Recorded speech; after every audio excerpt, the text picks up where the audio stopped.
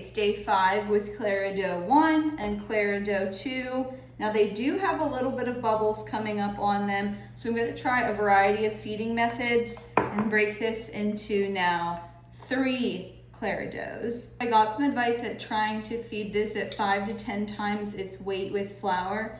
So I'm going to do 3 grams of starter and then 15 grams of flour and 10 grams of water to see what happens. That ended up being 10 grams of starter, so I'll do 50 grams of flour. Last ingredient is, of course, water. I got filtered water, and I'll do 33 grams. So I'll put this one to the side. Now I'm going to try and feed the original in the same 1-to-1-to-1 method with 113 grams of each into this clean jar.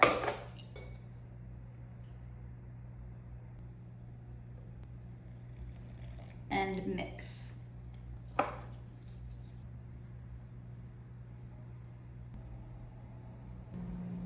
Finally, let's see what we can do with this big jar.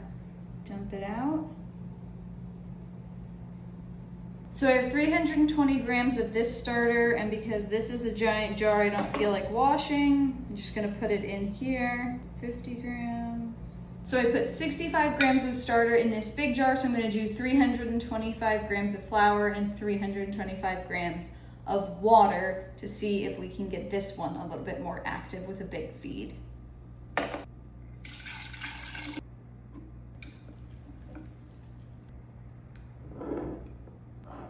going to get all of these covered up and see if I can't find someplace warm to keep them and see if they will start growing between now and their next feed in 12 hours.